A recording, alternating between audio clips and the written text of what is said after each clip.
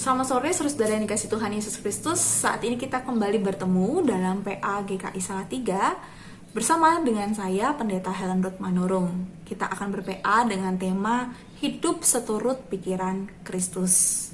Kita akan memulai PA ini bersama-sama dengan memuji Tuhan, lagu Tuhan Penuhkanku dengan Firman-Mu.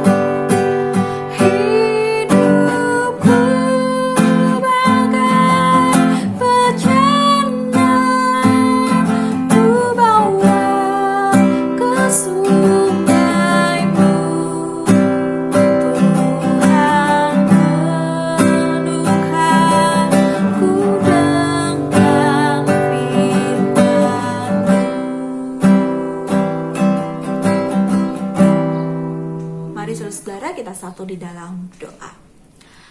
Maha besar Engkau Allah kami, maha baik, maha kasih, karena kami mengalami hidup kami penuh dengan kasih Tuhan yang besar, sehingga kami boleh ada sampai dengan saat ini dalam keadaan yang baik. Semua karena anugerah Tuhan saja. Dan saat ini kami rindu untuk boleh kembali mendalami firman Tuhan. Biarlah Tuhan yang menolong kami, dengan kasih setiamu menuntun kami untuk boleh mengerti akan firman Tuhan. Roh Kudus menaungi kami, biarlah kami boleh dianugerahkan hikmat yang daripada Tuhan, supaya firman Tuhan boleh kami pahami, kami mengerti, dan kami lakukan di dalam keseharian kami. Kami rindu untuk mencari kehendak Tuhan. Kami rindu untuk boleh memahaminya dalam pikiran-pikiran Kristus. Dan biarlah Engkau sendiri yang menolong setiap kami dimanapun kami berada. Di dalam nama Tuhan Yesus Kristus kami berdoa. Amin.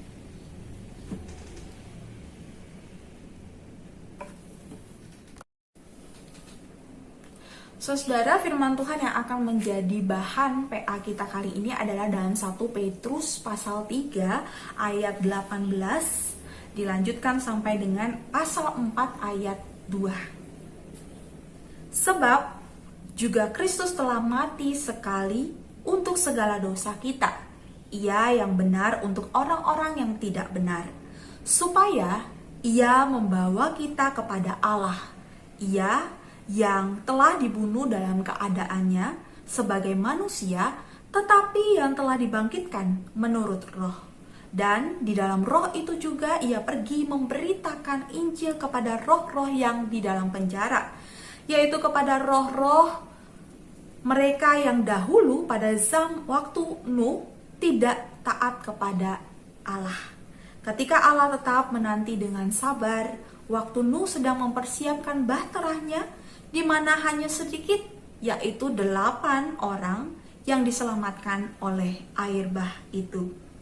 Juga kamu sekarang diselamatkan oleh kiasannya, yaitu baptisan. Maksudnya bukan untuk membersihkan kenajisan jasmani, melainkan untuk memohon hati nurani yang baik kepada Allah. Oleh kebangkitan Yesus Kristus yang duduk di sebelah kanan Allah setelah ia naik ke surga, sesudah segala malaikat, kuasa, dan kekuatan ditaklukkan kepadanya.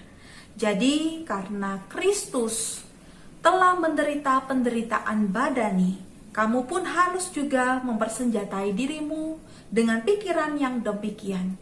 Karena barang siapa telah menderita penderitaan badani, ia telah berhenti berbuat dosa.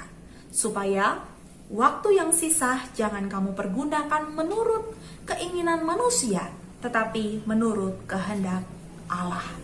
Nah, saudara, demikian firman Tuhan yang akan mendasari PA kita pada saudara-saudara yang dikasih Tuhan Yesus Kristus. Sebagai orang yang percaya kepada Tuhan Yesus Kristus, kita meyakini bahwa orang beriman itu bukan hanya sekedar orang yang percaya akan firman Tuhan, tetapi juga orang yang menghidupi firman itu atau melakukan firman Tuhan dalam kehidupan sehari-hari. Firman Tuhan itu adalah kehendak Tuhan yang dinyatakan kepada umat supaya umat bisa melakukannya di dalam kehidupan sehari-hari. Firman Tuhan bisa kita pelajari ya dari isi Alkitab. Kita juga bisa mencari tahu firman Tuhan itu dari pikiran-pikiran Kristus. Ketika Yesus mengatakan segala sesuatu, mengajarkan segala sesuatu kepada para pengikutnya, itu adalah isi dari pikiran-pikiran Kristus. Kita juga bisa belajar dari apapun yang dilakukan Yesus, tindakan perbuatan Yesus yang tentunya juga sesuai dengan kehendak Allah. Ya, kita bisa belajar dari situ. Untuk bisa melakukan firman Tuhan, tentu kita belajar terlebih dahulu memahaminya. Belajar memahami sampai akhirnya kita belajar berusaha untuk bisa melakukan di dalam kehidupan sehari-hari. Semakin banyak kita belajar, semakin banyak juga kita berusaha untuk bisa melakukan firman Tuhan itu atau kehendak Allah tersebut. Contoh saudara, tentang hal berpuasa ya. Suatu kali ada dua orang bersahabat. Sebut aja ini si A dan si B. Si A mengajak si B untuk makan ke tempat makan kesukaan mereka berdua. Lalu si B bilang, enggak deh, kali ini saya nggak bisa ikut, mungkin lain kali. Lalu si A ini bertanya, kenapa? Ayo dong, kamu kan belum makan, begitu ya. Terus si B ini bilang, enggak deh, kali ini enggak, mungkin lain kali. Lalu si A ini karena memaksa, akhirnya si B bilang alasan kenapa dia tidak mau ikut untuk makan bersama. Dia bilang, maaf ya, kali ini saya sedang berpuasa gitu. Si A kaget, loh kamu kan orang Kristen kok kamu berpuasa begitu ya, untuk apa gitu, emang ada di Alkitab perintah supaya kita berpuasa gitu. Terus si B ini mulai untuk menjelaskan di dalam gerejaku itu diimbau supaya jemaat itu berpuasa atau berpantang. Tujuannya adalah untuk semakin mendekatkan diri kepada Tuhan dengan berpuasa, dengan metode apapun ya, mau mengurangi makan atau tidak makan makanan tertentu atau mengurangi frekuensi makan dalam satu hari, itu diberikan kebebasan. Atau sebuah pantangan misalkan saya berpantang untuk main game. Biasanya setiap hari ada waktu untuk main game. Kali ini saya berpantang untuk tidak main game sama sekali selama masa prapaskah ini gitu ya. Atau biasanya main game online atau medsos itu sehari 6 jam lalu dikurangi karena berpantang ataupun berpuasa untuk bisa menggunakan gadget gitu ya. Lalu waktu yang selebihnya yang dikurangi itu bisa dipergunakan untuk baca firman Tuhan atau melakukan hal-hal yang baik. Nah saudara, ketika dijelaskan seperti itu, si A kaget, emang ada ya dasarnya di Alkitab, emang ada ya himbauannya? Oh ada, begitu ya. Ketika mereka diskusi begitu, si A baru bilang, oh selama ini aku gak pernah puasa, gak pernah berpantang, karena saya pikir gak ada itu orang Kristen dalam kamus orang Kristen untuk berpuasa ataupun berpantang. Tapi kalau sekarang kamu beritahu saya jadi berharap nanti saya juga bisa ikut puasa ataupun berpantang. Nah saudara, ini contoh konkret bahwa kalau kita tidak terlalu banyak belajar memahami firman Tuhan, ya semakin tidak terlalu banyak juga atau sedikit juga kita bisa melakukan apa yang menjadi firman Tuhan dalam kehidupan kita sehari-hari. Dan kali ini kita belajar tentang firman Tuhan dari Rasul Petrus yang di dalam tulisannya dia belajar untuk bisa menguatkan umat Tuhan untuk terus percaya, terus berjuang melakukan apa yang menjadi kehendak Allah meskipun mereka menghadapi sebuah penderitaan. Ya, di sini Rasul Petrus sedang berbicara kepada beberapa jemaat Tuhan yang ada di Pontus, Galatia, Kapadokia, Asia Kecil, dan Bitinia. Itu ada dalam 1 Petrus 1 ayat 1. Mereka adalah orang-orang pendatang, mereka non-Yahudi, ya. Jadi mereka punya tantangan yang besar untuk menjadi pengikut Kristus, karena mereka hidup di tengah-tengah orang yang sudah mengenal Kristus ataupun yang belum mengenal Kristus. Mereka butuh penguatan yang besar supaya mereka tetap boleh menjalankan hidup seturut dengan kehendak Allah, ya. Hidup mereka dituntut untuk bisa mengalami perubahan. Tentu kita tahu, orang yang belum mengenal Kristus dengan orang yang sudah mengenal Kristus tentu hidupnya harus berubah. Berubahnya ke arah yang lebih baik. Karena Kristus selalu mengajarkan segala sesuatu yang baik. Dulu ya, jemaat Tuhan pada waktu itu belum mengenal Kristus, mereka hidup dalam segala kebebasan. Bebas melakukan dosa, bebas melakukan apapun gitu ya, menentukan apapun untuk masa depan mereka. Tetapi ketika mereka mengenal Kristus, mereka menjadi tahu mana yang baik, mana yang tidak. Mana yang berdosa yang harus mereka tinggalkan, mana yang baik yang harus mereka perjuangkan untuk mereka lakukan terus di dalam Tuhan. Nah, bukan hanya sekedar bertobat, berubah hidupnya menjadi lebih baik, ternyata firman Tuhan juga mengajak umat Tuhan untuk bisa menjadi contoh yang baik di tengah-tengah kehidupan orang di sekeliling mereka. Ya, menjadi contoh yang baik. Lakukan terus kebaikan kepada orang-orang yang sudah ataupun belum mengenal Tuhan. Tujuannya apa? Supaya mereka bisa melihat perbuatanmu yang baik itu adalah ajaran dari Allahmu yang baik. Supaya mereka tahu kasih Tuhan ada di dalam hidupmu. Nah, berulang kali di sini Rasul Petrus dalam pasal 1 dan 2 mengingatkan kepada umat untuk tidak melakukan hal-hal yang jahat di hadapan Allah, untuk meninggalkan hawa nafsu mereka, untuk meninggalkan segala kejahatan, tipu muslihat, kemunafikan, dengki, fitnah, dan seterusnya. Ya, meskipun mereka harus menghadapi sebuah penderitaan. Jadi jemaat diajak untuk bisa berjuang melakukan apa yang baik, yang sesuai dengan kehendak Allah, meski mereka harus mengalami penderitaan. Nah, saudara, mereka dikuatkan karena sudah diberikan contoh oleh Tuhan Yesus sendiri. Ketika dia harus menghadapi penderitaan, Yesus tahu bahwa penderitaan itu adalah penderitaan yang sesaat, yang sementara. Dan penderitaan yang dialami oleh Yesus adalah penderitaan yang membawa pengharapan. Penderitaan yang membawa kebaikan bagi orang-orang yang berdosa.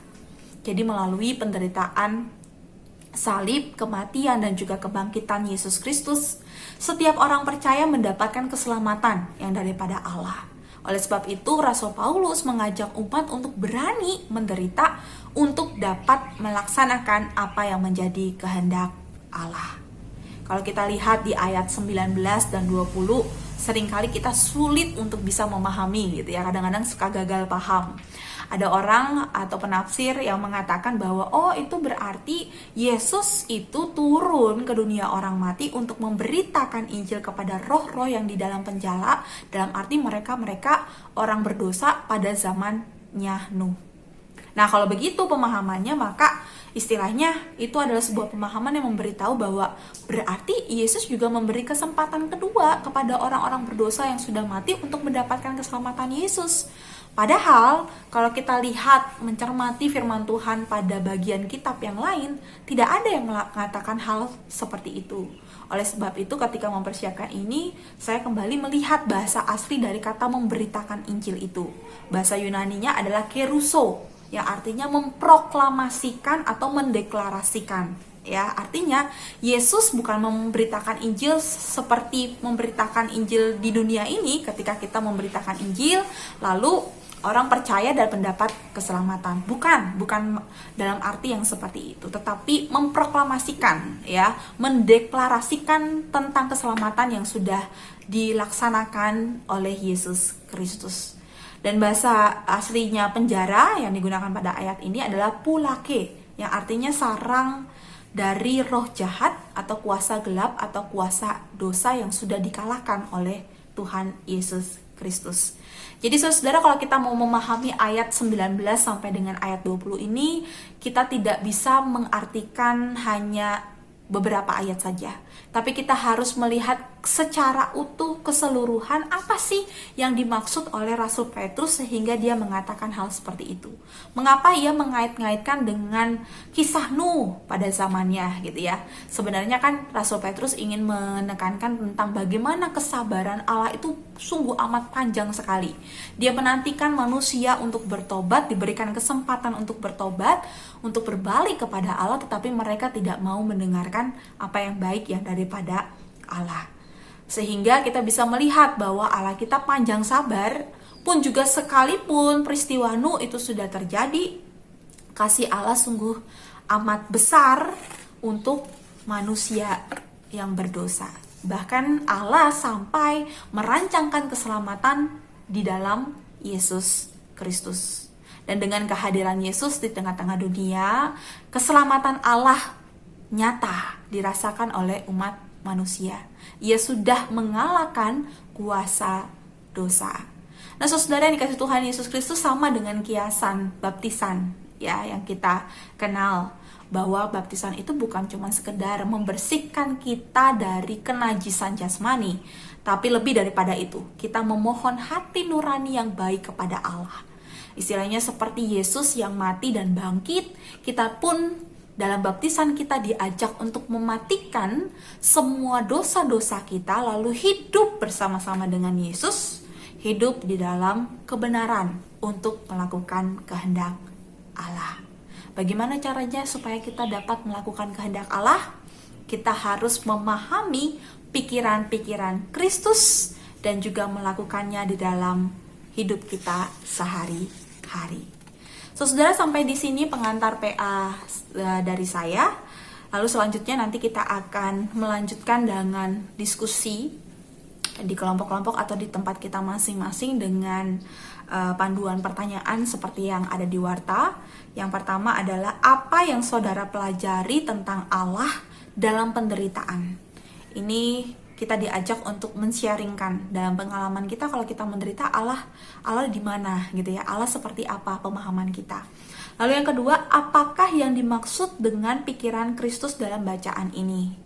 Lalu yang ketiga, sebutkanlah manfaat jika kita hidup seturut pikiran Kristus terkait penderitaan hidup. Dan yang keempat, bagaimana cara supaya kita dapat hidup seturut dengan pikiran Kristus. Baik, ini akan menjadi panduan bagi kita untuk melanjutkan PA kita di tempat masing-masing. Namun sebelumnya, mari kita tutup dalam doa pengantar ini. Mari kita berdoa. Ya Tuhan Allah Bapa kami yang bertata di dalam kerajaan surga, kami bersyukur kepadamu untuk firman Tuhan yang boleh terus menyempurnakan hidup kami. Ajar kami untuk setia, belajar untuk memahami firman Tuhan, kehendak Tuhan, pikiran-pikiran Kristus. Dan ajarkan kami juga untuk boleh melakukan apa yang baik sesuai dengan kehendak Tuhan. Tuhan yang memimpin kami di tempat kami masing-masing yang akan melanjutkan PA ini dengan panduan diskusi yang sudah ada, biarlah itu boleh kembali memperdalam pemahaman kami, untuk kami boleh semakin semangat untuk melakukan apa yang berkenan di hadapan Tuhan. Tuhan juga yang terus menolong kami di dalam setiap persekutuan, kesaksian, pelayanan yang dilakukan oleh gereja kami, untuk boleh terus terlaksana meskipun kami menghadapi pandemi COVID-19. Kami mohonkan berkat-Mu untuk memberikan kami kesehatan yang sempurna, menghindari kami, menjauhi kami dari COVID-19. Tuhan yang berkati keluarga kami, Tuhan berkati setiap karya, pekerjaan, pelayanan, dan segala hal yang kami lakukan di dalam hidup kami. Kami mau belajar untuk mempercayakan hidup kami seutuhnya ke dalam pimpinan Tuhan, ke dalam tuntunan Tuhan, rancangan Tuhan yang pasti membawa damai sejahtera bagi kami semua. Inilah ungkapan syukur dan permohonan kami Tuhan, di dalam nama Tuhan Yesus Kristus kami berdoa. Amin. Selamat melanjutkan PA, saudara. Tuhan Yesus memberkati.